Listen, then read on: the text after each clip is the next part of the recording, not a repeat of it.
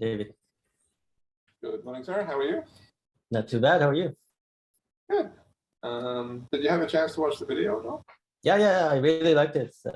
I'm always at awe of people who can just stand there without any tools and talk for an hour and not bore you. Like that was amazing. I don't know how they do it. I went to another lecture by another guy, Stuart Kaufman. I read his book.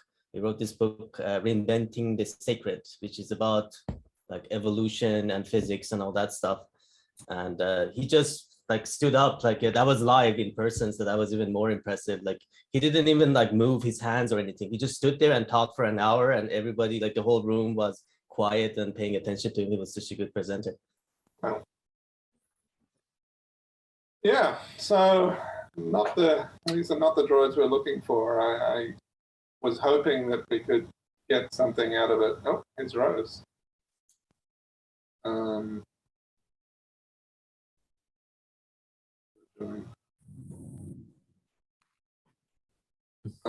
Welcome. Hi, good morning. Hi, How are you? Rose. Yeah, no, I was surprised by the ending, to be honest, of the video. The fact that physicists have gone in Kant's direction, that time is all in your head, I thought was pretty weird. But that wasn't the conclusion, that time is all in your head. No, it's not. I mean, there are things happening in the world that we organize as Eric. We'll kind of rewind a bit. Did you have a chance to watch the video, right? I didn't see I don't even know what you're talking about.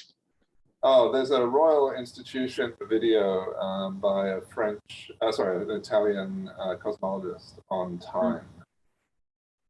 And very interesting. It's in the Did you post it? I did, and I called you out and everything. I'm sorry, I've just been buried at work. I'm like, I've been working like 12-hour days every day. So what's the pressure?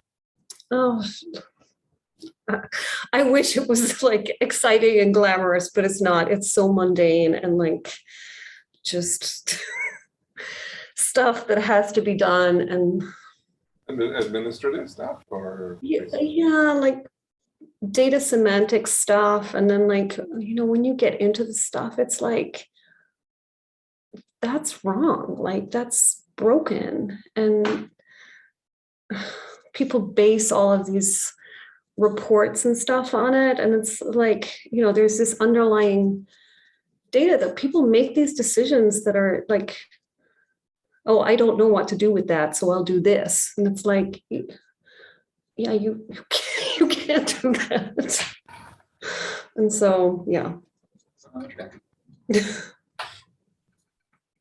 Like I say, I wish it was more exciting, and it was like, oh, well, I'm working on this stuff that's so groundbreaking and whatever. It's like, no, I'm working on this data semantics that mean nothing to anybody outside of the organization I'm working for.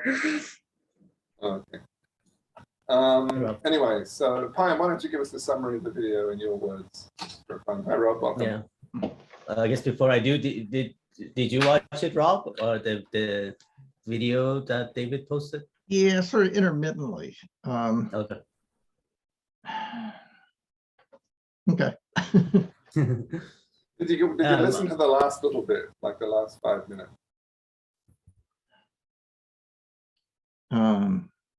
Why don't we play the last 5 minutes for everyone and just do that and see if that kind of provokes some discussion. You should give the disclaimer that he did say, I think in the last 10 minutes of the talk, from then on, that's his opinions, it's contentious, it's not facts. Like everything he said up until the last 10 minutes was supposed to be like a history and where we are. And then he gave his own ideas that he's researching. So take it for what it is.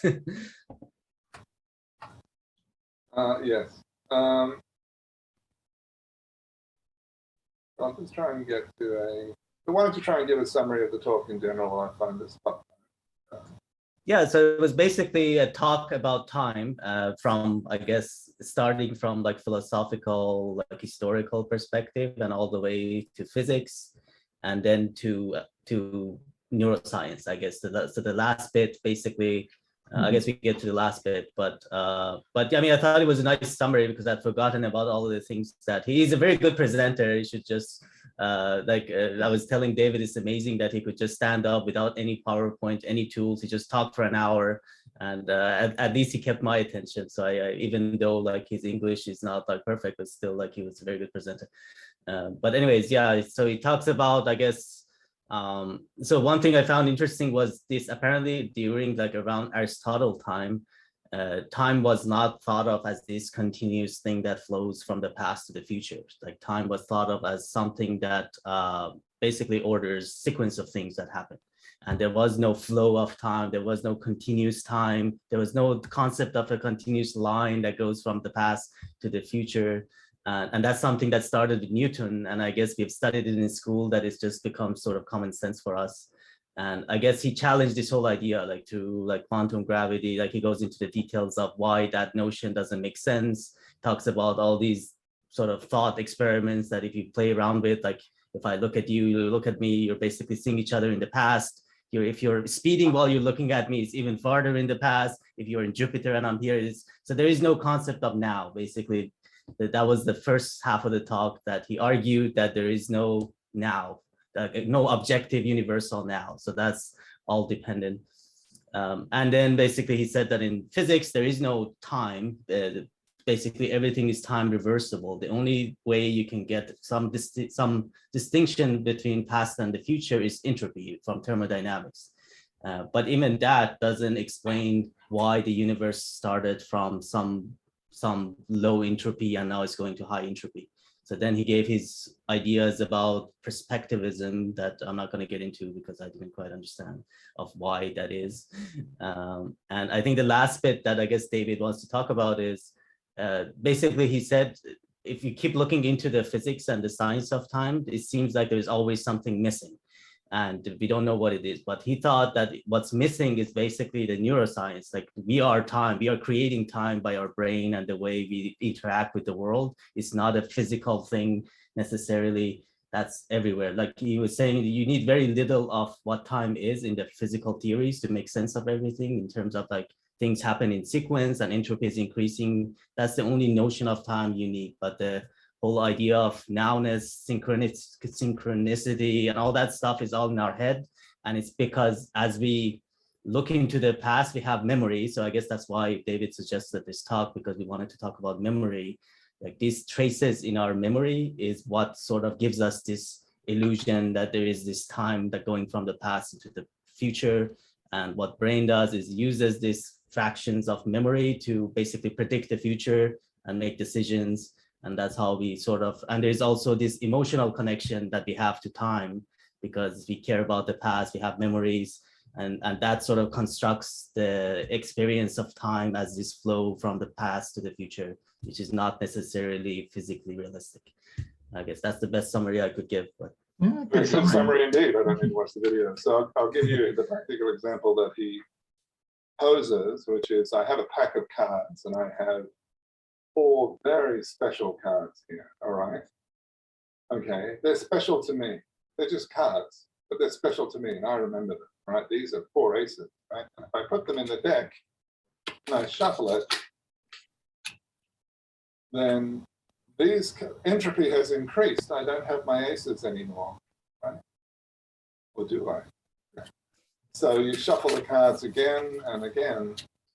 And so his point is that the reason that we perceive, and I use the word carefully here, perceive an increase of entropy is simply because things aren't as we remember them. So it's all in your head. So if it is all in your head and we're training a model, then I think the model needs to have a head. In other words, the model that we're training actually has to be considered an agent, if you will. So it is building its own perspective or its own bias of time by exposing it to experience. Not sure if this is helpful, but I'm trying. But I guess I understood what's in our head is what we care about, not what actually happens. So once you pick the aces are important to you, that's in your head, because aces from the universe's perspective are no different than any other card. But once you pick the aces, then everything could be like, it's mechanistic, right? There is no more subjectivism. So a machine without any consciousness could process it just as well as you. So in that sense, I don't think you need, it's not in your head at that point. It's just your preferences are in your head, or our preferences are in your head. Fair comment. Okay, so this is all very interesting, but I actually want to kind of map it back to machine learning and models and things like that. So, Rose, you're facing the challenge of that certain individuals are, like you were mentioning earlier,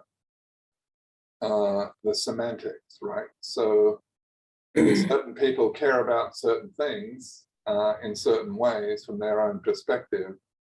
And when others have a different perspective or a different, I'm sorry, right? When they have a different perspective, then we care about that emotionally, even though both perspectives from an objective point of view are potentially even isomorphic, or at least mostly isomorphic to one another. They just have different nuance. So maybe. Yeah, a lot of it, I think, comes back to this idea of what are those objects we create and how do we combine them to make something meaningful to us. Right. And where does something begin and something else, or where does something end and something else begin? Right? Like, so when you're talking about, like we were talking, we speak about the blue book. Like, which blue book? And is it blue books in general, or what is the blue book? Sorry, I don't know what a blue book is. What is the blue book? Oh no, but Payam just said in passing last week, like the blue book, or the book that is the color, your favorite color. And I was saying, like, when he said the blue book, I was thinking about like car prices, blue book. Oh, right.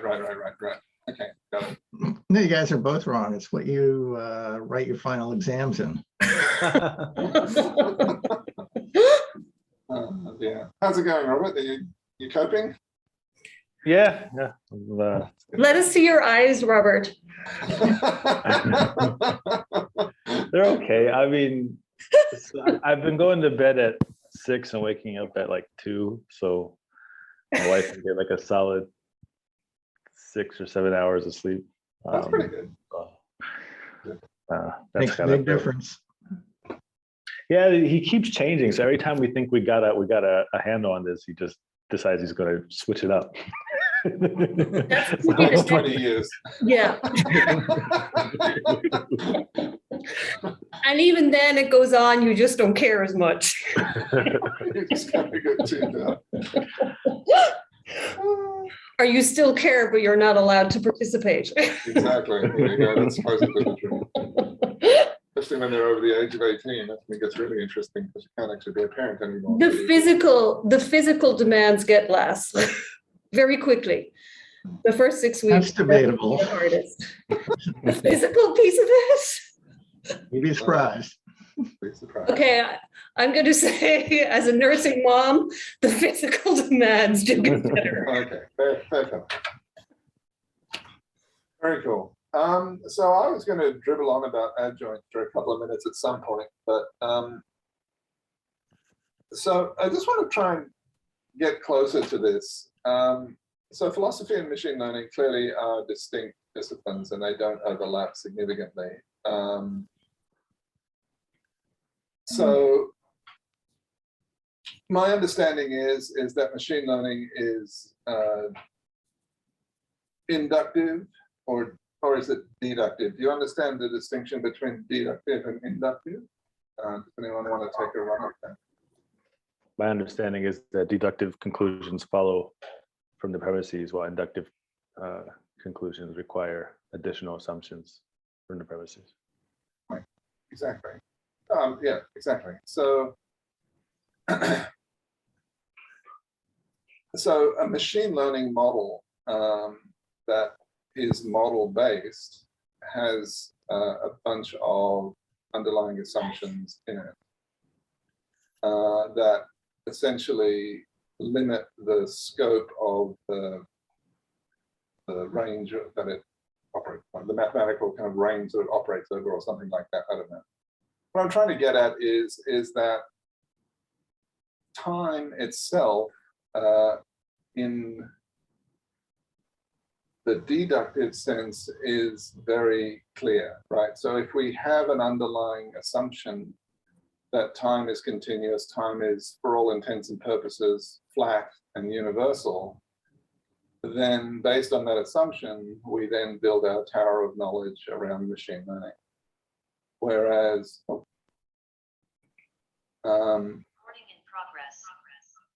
the other idea is that it is inductive, and I don't really have a grasp of this very well, but I think that we as agents in the world are more inductive than deductive. This gets back to the problem of induction and all that cool stuff we talked about. Oh, we lost him. Oh, maybe he was on fine. So is this even a useful discussion? Because I think that there is a fundamental kind of axiomatic assumption underneath all of the machine learning models that time is flat, universal, and linear. Is that true? I think it is. I think that's a pretty good assumption. I mean, the way he said it, in our bubble universe, for all intensive purposes, all practical things, that's a very good assumption. But I guess in a time series, maybe you don't care about the real time, you care about the order.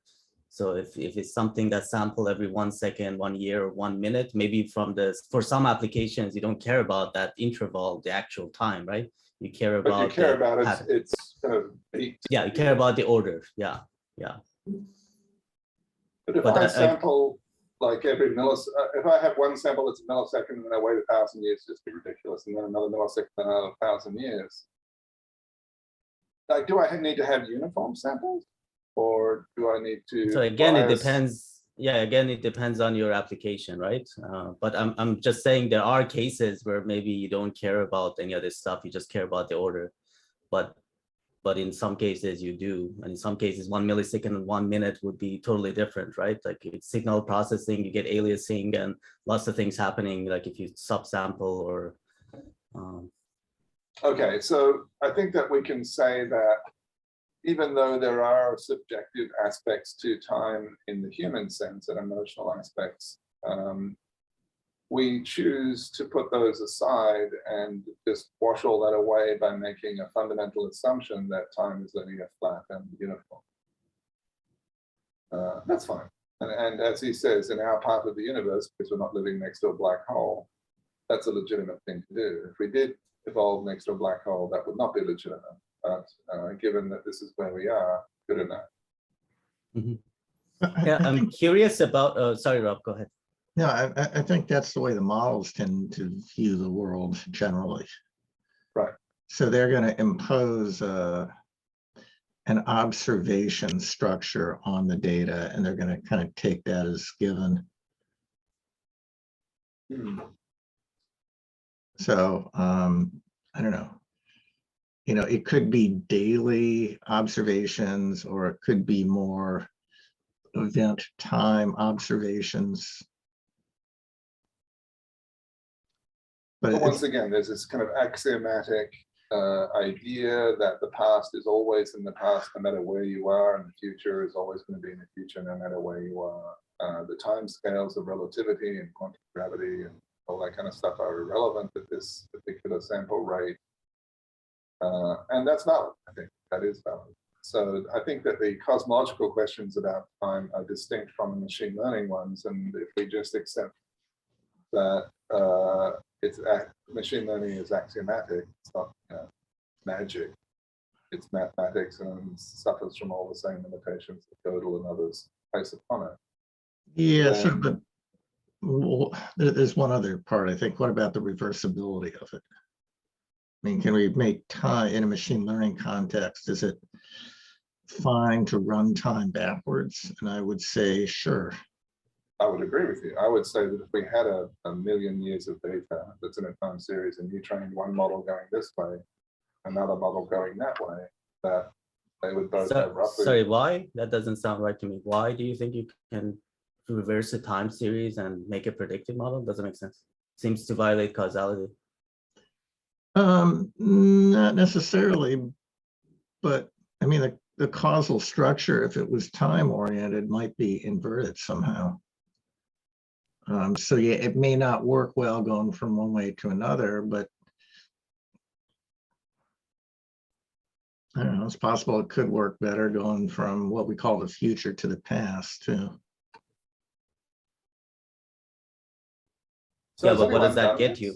I guess you can fit your model. No one's going to stop you. But what does that get you? I guess you're going to wait for future data to present to predict the past.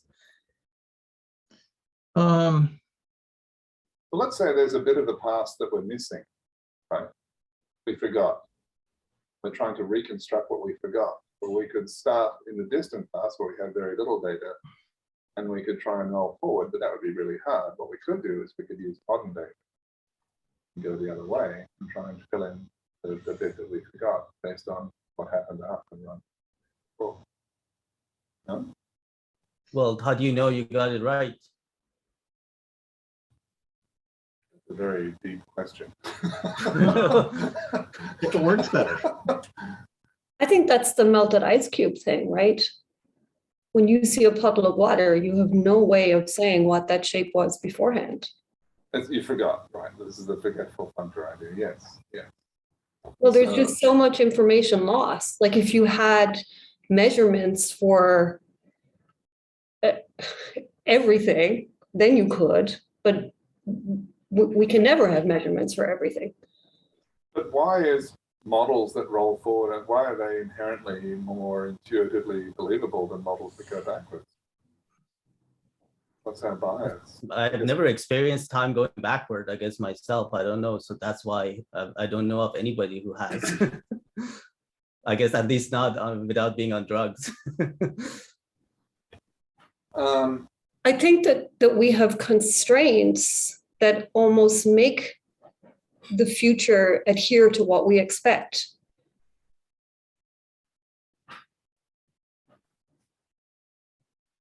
Like it's almost like we're creating what we expect to see. We throw away a lot of the stuff that doesn't match. I see. So we're self-selecting into a belief system that is Right. predicting the future. Probably. And we've then created the social structures to enforce that. And so we don't allow things that don't adhere to our belief systems. So if we have a bunch of data from the past and we pass that through some kind of perceptual agent, they will throw away most of that data. And they will, quote unquote, remember, whatever the hell that is, the stuff that we do care about. Right. We build structures in that data, right? We're not just taking everything. We immediately start to categorize and generalize what's in there. And then we move those things forward in the way we expect them to move forward. These are the potential things that can happen to this object. We don't just allow the whole thing to move forward. Yeah, but it's not because of, I mean, maybe in some cases it is, but in general, it's not because of some nefarious reasons, right? It's just because there's great utility for doing that. So you want to throw away as much as you can, right? Oh yeah, no, I'm not saying it's a bad thing. It's just what we do, right? Yeah. And if we're trying to use machine learning to see where we're going wrong, what it is we're not seeing, it's really hard to do that when we're building machine learning structures with all these implicit constraints based on the data we've collected, the objects that we've put in place before we ever begin. Is it about remembering or is it about forgetting? Like, oh, I can ignore that. Oh, I can ignore that too. Oh, I'm not going to look at that. Oh, that's I would say filtering rather than forgetting. Yeah. Sure. Yeah. But, yeah, not bothering to remember. There you go. Whatever the inverse of memory is. But If we guess try and remember everything, then we end up with nothing, right? We still just have everything. We don't know how to categorize it. But as soon as we start categorizing, we start to have information loss. And it's the decisions we make around, well, that's important or that's not important. And is it important to the particular question I'm trying to answer? And for the most part, to your point, Payam, I think it works great when we're talking about actual structures that exist in the world. Whereas when we've created abstractions and ways of thinking about things that are broken, it gets harder when they're not physical things in the world. Yeah, I was gonna say, like, I guess we are different from like hard drives, right? It's not like there is these bits flowing and we choose which ones to remember, which ones to forget. Like you develop a narrative, and in that context, you put those bits. So even the exact same information could convey very different things to different people because of that story we make up, right? Yeah. I had an early boss when I was first a software engineer, and he was a hardware engineer. And he used to often say things like, oh, hardware engineers are so much better than software engineers because all software engineers are doing is manipulating bits, ones and zeros. And as a hardware engineer, you can just generate an endless stream of ones and zeros. And that basically gives you everything. And it's like, okay, so you have everything that could possibly exist, but like, there's no meaning to it until you can start to select what it is you're going to look at. and what you and the process by, so let's talk about for a little bit the process by which we choose to filter the data.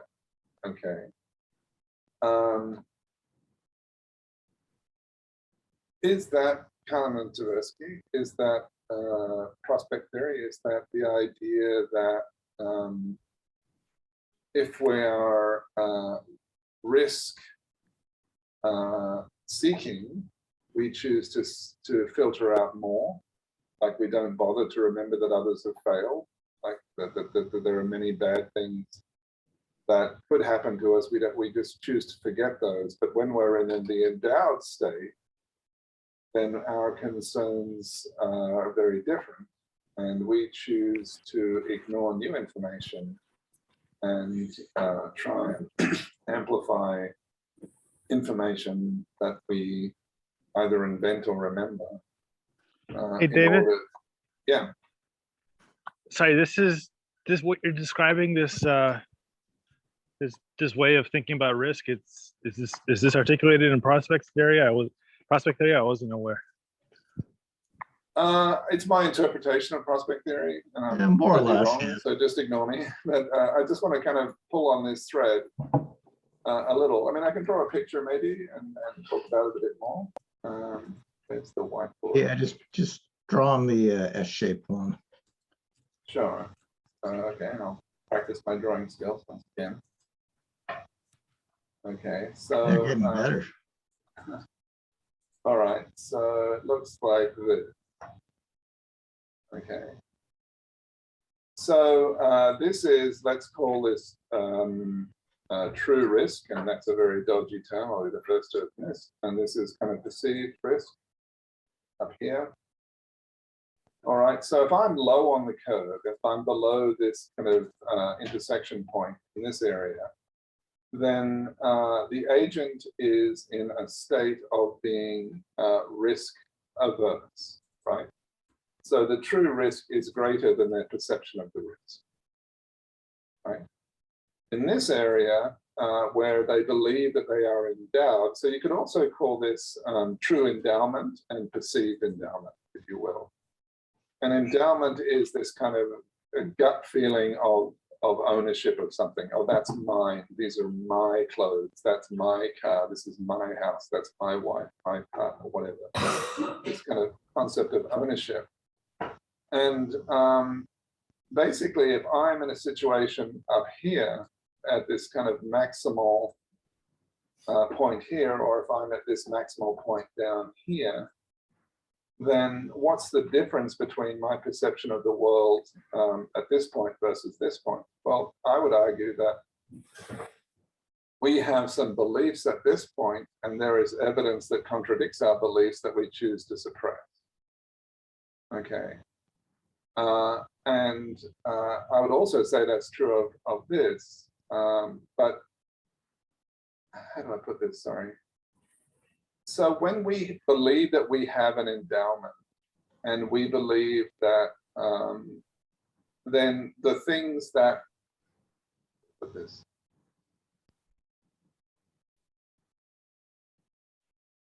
So when you're losing your endowment, like Russia claims that they lost Ukraine, or Trump lost the election or something. When we're in this situation where we believe that we're endowed with something and we believe that we're losing it, that evokes a very specific kind of frame of mind of this defensive, aggressive kind of, no, you can't take my stuff thing. But I just want to try and map this back to memory, I guess. So in these situations, we're suppressing memories of the past that prove us wrong. Okay, so I'm going to take these risks, and I'm going to start this company, or I'm going to buy this lottery ticket, and I'm going to make $1 million or $1 billion. I'm going to be rich. Well, there's a bunch of evidence out there that you choose to ignore that says that that's very unlikely, right? And I think that there's a similar kind of situation going on up here. And I think that if we look deeply into this kind of thinking, we can actually work out by what people choose to make important, and if we can kind of assess where they are on the prospect theory curve, we can make informed decisions about the kinds of things that are being ignored and the kinds of things that are being remembered, right? So if you have cancer and the evidence is that the things aren't looking good, you're in this position, right? And so you're going to try all sorts of crazy high risk stuff in order to try and overcome what your perception of the situation is. And similarly up here.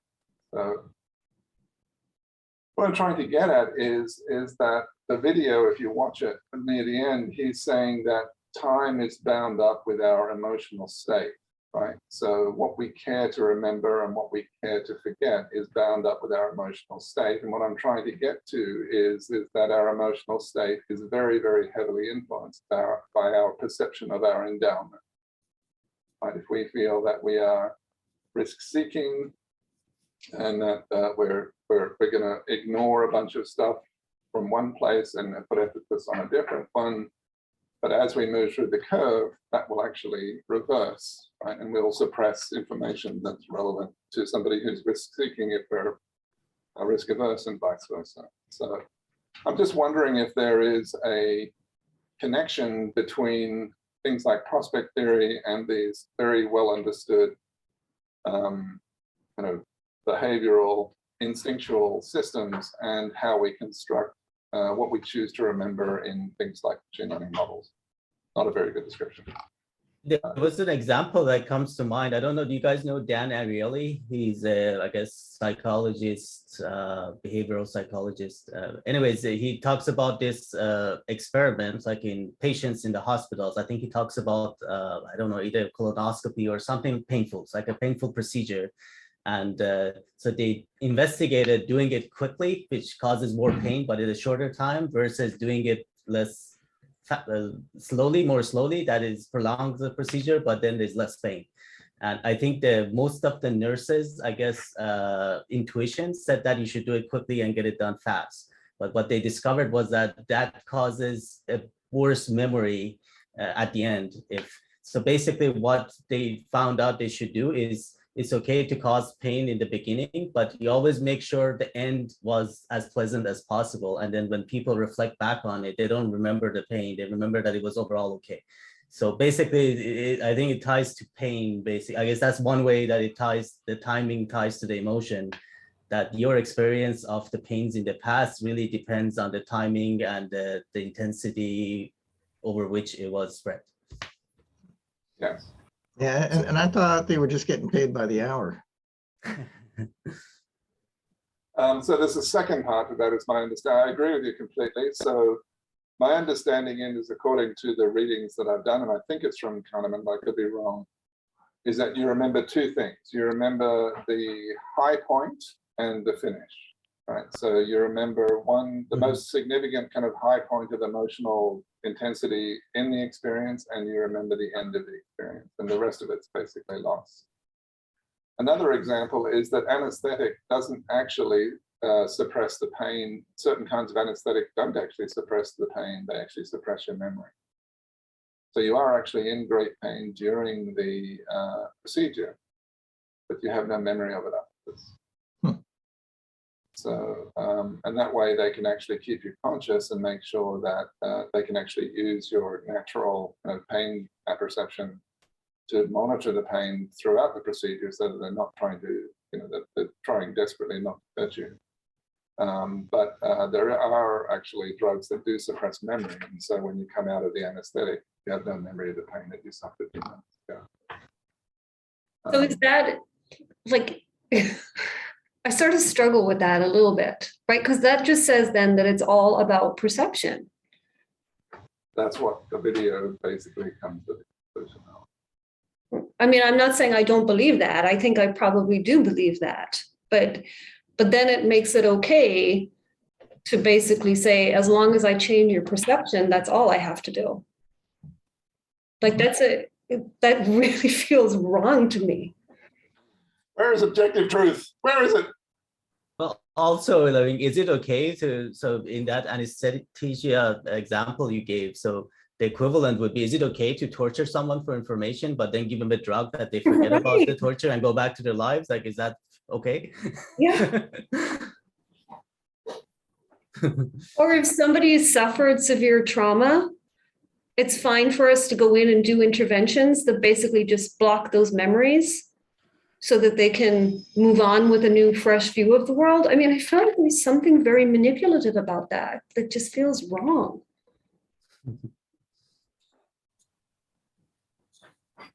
Yes, indeed. So, I would argue that much of our political discourse kind of falls under that same framework. I mean, I think our entire world has become about what is the external projection as opposed to what is objectively true or what is the right thing to do. It's like, it's all about how does this look? How can we make this look a certain way so that it will gather together a certain level of support? And then when we have support and momentum, then it's easy, right? Because then we create that reality. And also, to a certain extent, it's kind of, insofar as we, rather than try and solve our problems, we just kind of build sometimes convoluted webs of meaning around the problems. Yeah. Even going as far as, people who are suffering from COVID, kind of rationalizing the suffering to be meaningful with respect to their kind of pre-existing beliefs that it was all hoax or something like that. And to some extent, kind of forcing themselves to forget the pain. Right. I often feel like we do that with things where we start with a problem and then we find some representation of the problem and a way to talk about it. And then we manipulate the things up here without changing things down here. And that happens a lot in healthcare, right? As long as I'm getting responses with these things that I think describe the problem, even though the person might be in as much discomfort in their life as ever, because something else is now, we've moved the problem in some way because we've changed these things up here. Well, but that's kind of the essence of science, right? What is that? It's all about perception? No, it's about figuring out sort of what is important and how to analyze those key components. But your perspective is right on. I mean, sort of, it's a real slippery slope between the two. least in my mind, I don't see a kind of a clear delineation. I mean, I can, yeah, if you give me an example, I could probably figure out which side to come down on, but at least my mind is pretty fuzzy on kind of thinking through that analytically. I mean, unfortunately, I think we've started to build structures where we all think we know what the right thing is, right? I know which side to come down on this, but then when you get into picking it apart, it's just like, oh, yeah, that's sort of an interesting aspect of that I hadn't thought about before. Like a lot of our ideological warfare, it's when we look at extremes of the argument, whereas when you come in and start to pick it apart, it's like, yeah, that's hard. Like there is no clear delineation of where that's right, that's wrong. I mean, there is no objective sense in which there is a right or wrong, right? It depends on your personal ethics. So Right. that's one way it goes wrong. Even if everybody wanted the same thing, it would still be hard to know what's the right thing to do if we all wanted the same thing. But we all want different things and we have different ideas of how to get it. So then you get a big mess, right? I mean, that's exactly the problem, though, is I think we have this belief that there is a right answer, right? And that there is something we should all be striving towards and trying to find what that is. It's like, it depends upon your personal experience and your personal values. I think we're conditioned into that through education, right? There's a right answer. Right? Oh, you got the wrong answer, you get nothing. Oh, you got the right answer, you get everything. Right. I mean, when you were drawing that diagram too of like perceived risk, and when you were talking about it, it felt to me like there was already a flattening of dimensionality there, where you're talking about a specific decision, and that for any of us, when we're making any decision, we have a whole bunch of other history and values that we come to making that decision with. It's rarely a clear-cut decision that we can draw a line and say, this is reality, right? This is the true risk about And what? this is where it all falls apart. I'm just trying to use it as a conversational, you know. But I think that what machine learning has done for us is it sort of accelerated a lot of these, like we can turn it around so quickly now that it accelerates a lot of these problems where it's just like, oh, like what might have taken decades to come out without technology, it's like we can see the starkness of what happens very, very quickly. Right. Very good. So I just want to kind of take this one other weird place before we run out of time, but carry on. I'm just going to draw a picture. Clear this, or do I create a new one? What do I do? Clear. All right. I think in bottom right, I see a plus sign. You can probably create a new page. Okay. Bottom right of the whiteboard. Yeah, that's fine. So I just want to talk about adjoints very briefly, a very strange thing. I'll just get there as quickly as I can. So there's this idea from category theory called an adjoint, which is, how do you compare two types, two categories? Are they the same or not? Are they isomorphic or not? And the way they do it is really interesting, which is, if I can go from here over and find a point in this category and come back again, going one way, and this ends up being at the same point. And then I can go the other way, right? So I can start over here, come back, and end up back over here. Then the categories are regarded as being what's called isomorphic. So they are, for any given point in this category, I can find a point in D where if I go to that point and come back, I'll end up at the same place. And similarly, if I'm in category D and I start off here and then go to category C, and I'll end up coming back to the same place, right? So there's this idea of bouncing through another category in order to get back to where you are. And if you can do this both ways, then the idea is that you can regard the two types as being the same. David, Right? what what if you don't, what if you know that the mapping exists, but you don't know what it is?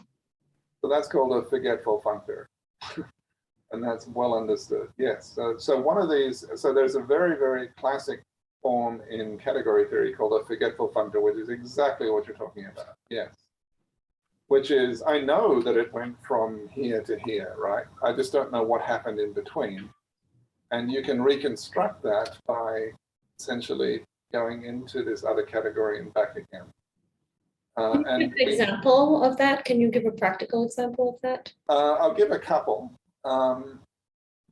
So the one I want to kind of get out there is replicators and vehicles, because I think it's really interesting. Are you all familiar with evolutionary game theory and the idea of replicators and vehicles?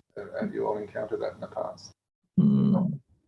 So a replicator, well, this might actually explain to you. So I'll try and explain replicators and vehicles in this sense. So if you take a person or a cell and you want to create a copy of that cell, then if we consider that the cell is a vehicle, it's a physical object in the world, then we can start off here.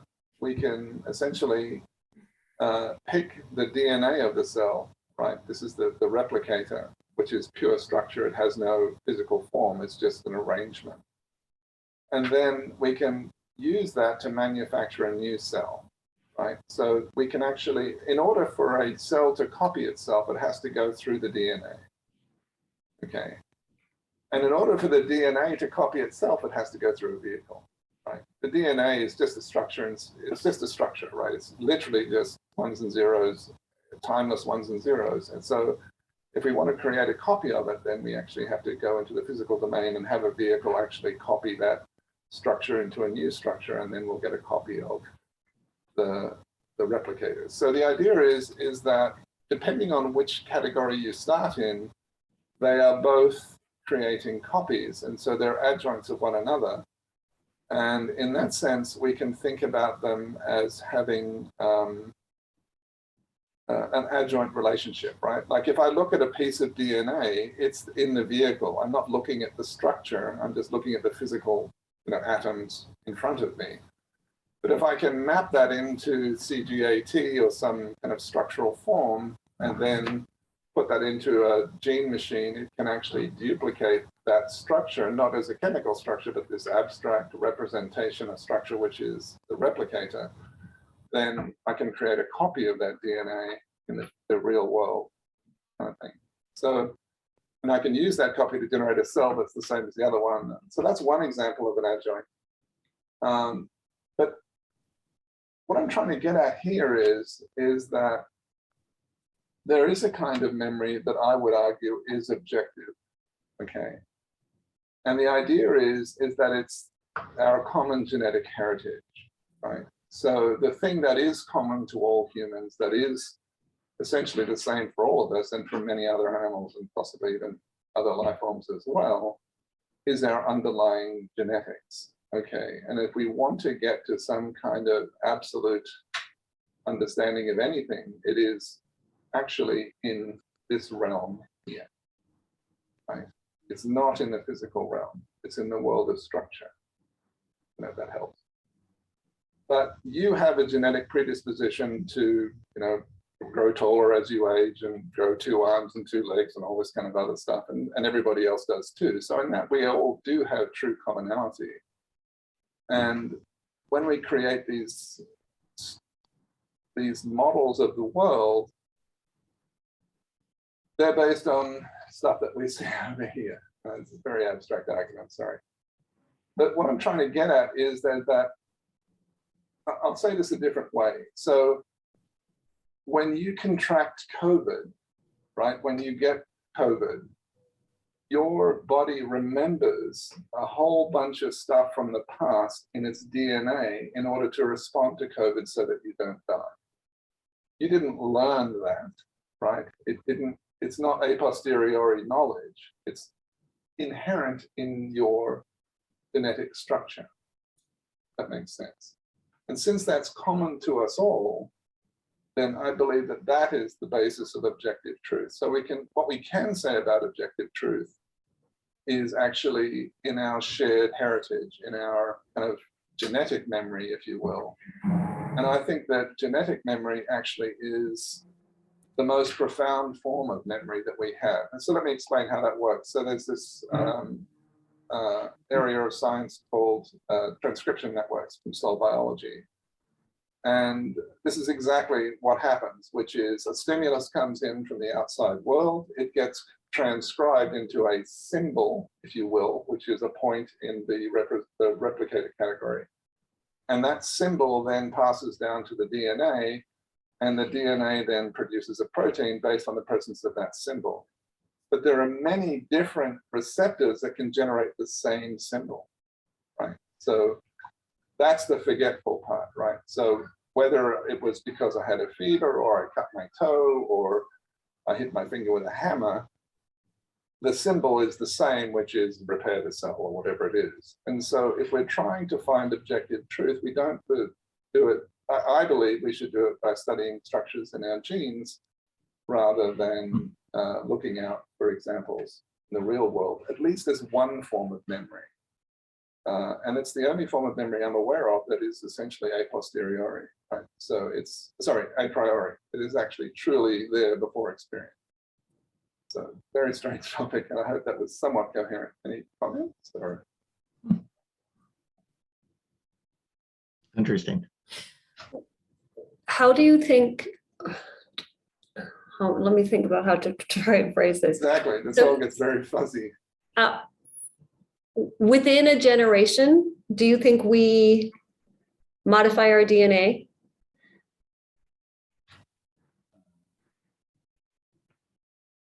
Like, are we learning and reincorporating that and passing it along?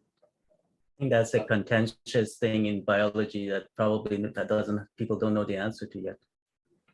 I don't think that's a matter of opinion. It either happens or it doesn't. I don't know if we know the answer. Well, Right. we do have epigenetic adaptions are inherited. So, for example, if your parents experience a famine and they adapt to it to an extent, so that adaptations are passed to their children. Sorry, Robert, we can barely hear you. There's a lot of noise coming. All right, I was saying that so epigenetics are study of kind of how the genome is kind of primed for its environment. And epigenetic adaptation, say for example, living through a famine is can be inherited. So if I, for example, if somebody were to live through a famine and kind of adapt to that, this kind of caloric environments, they could pass those traits on to their children. Right, so somebody who's lived through a famine will actually have a different expression of their genes than somebody who has not. And their children will also have it. And it lasts for generations. You are correct, yes. Yes. I guess on top of that, where I was going with this is, do we change the structures we perceive by combining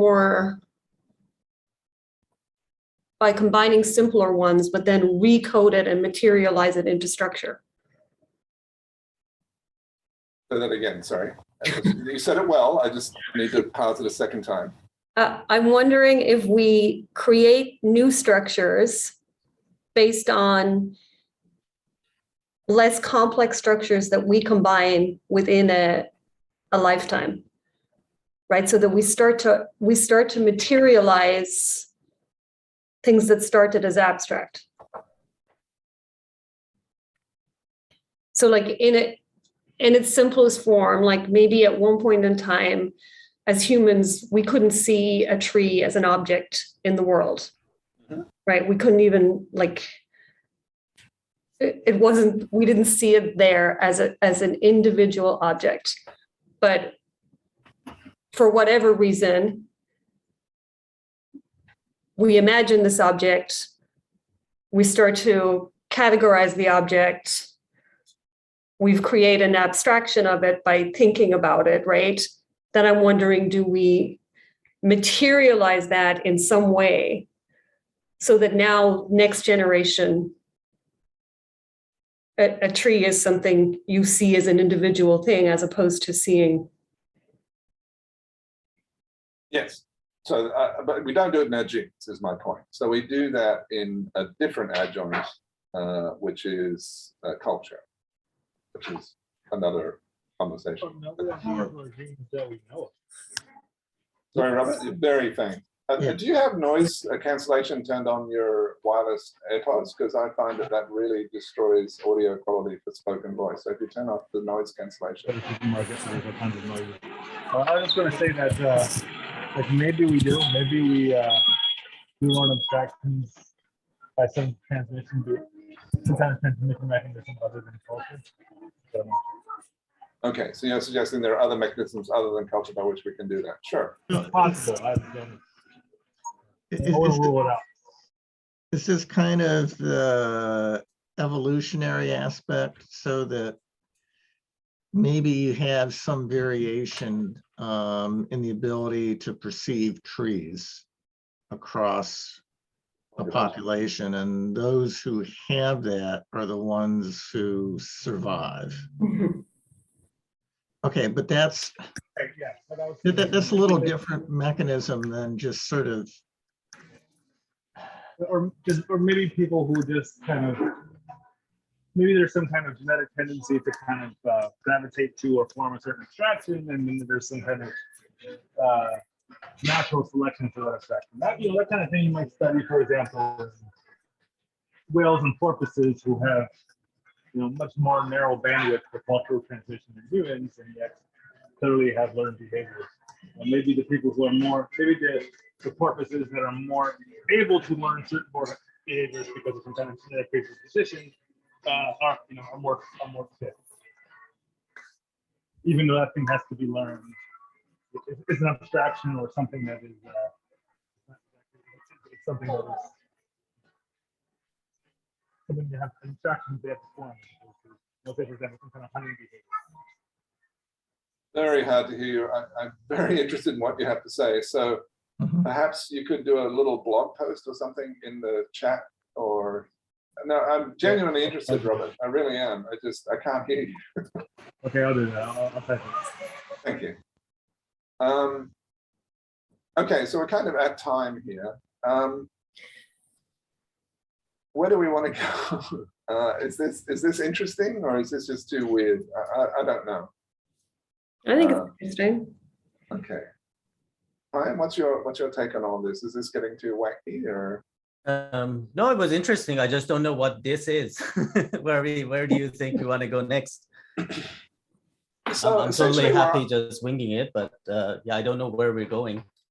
Those are the best trips. Yes.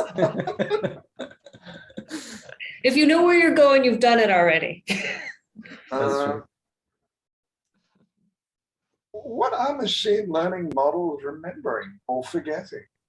That's the question that I have in my mind. Like, I'll tell you what we're telling them to. We are subtly telling them.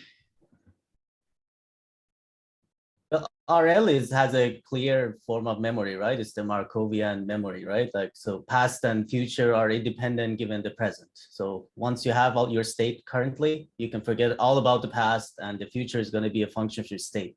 Of course, the trick is what you put in that state so that you can do that, right? And that's the whole assumption that maybe most of the things people do is not the legitimate use of it, right?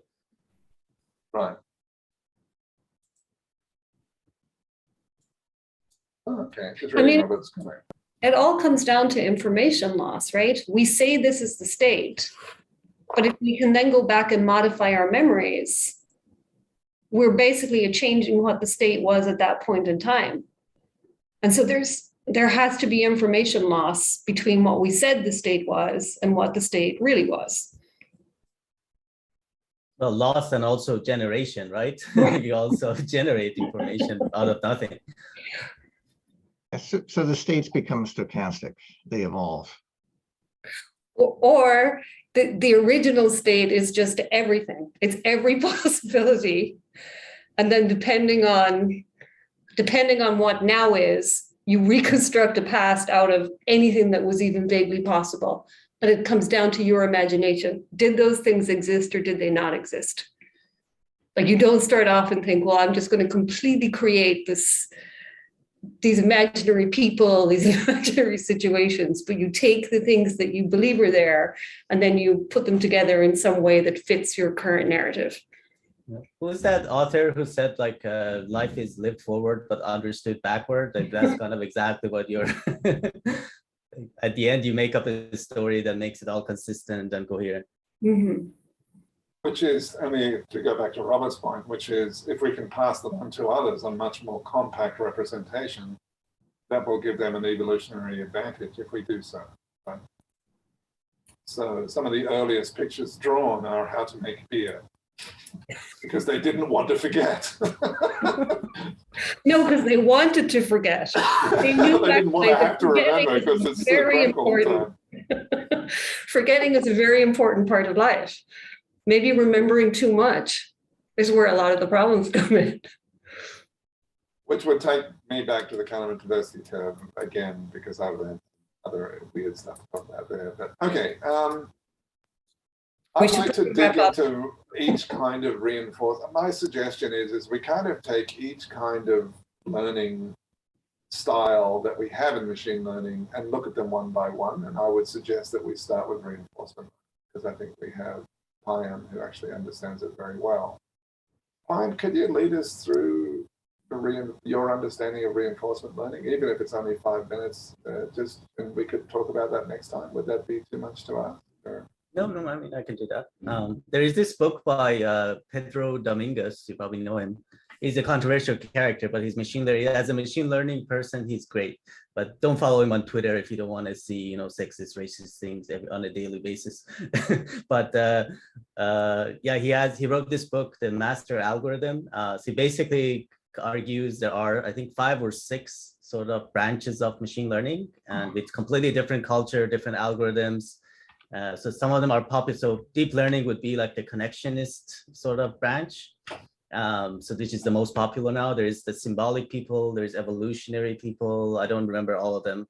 So I think that would be a good thing if you want to just get it. More time, the master algorithm. So he's arguing that there is probably a master algorithm that combines all these things into a useful AI agent that sort of takes the best of all these things and creates something that can generally learn stuff. So that's his argument in the book. It's a high level one. And there was just a typical, maybe a couple hundred pages. 400 or 500 pages, okay. No, not 400 or 500, it's less than that probably, yeah. Yeah, I'll check it out.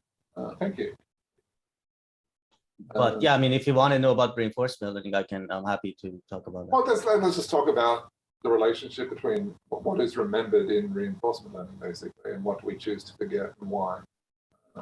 You don't have to answer all those questions. We can kind of roll around in that, but perhaps that might be a good place to start. And then perhaps Robert Ness could lead us through causal.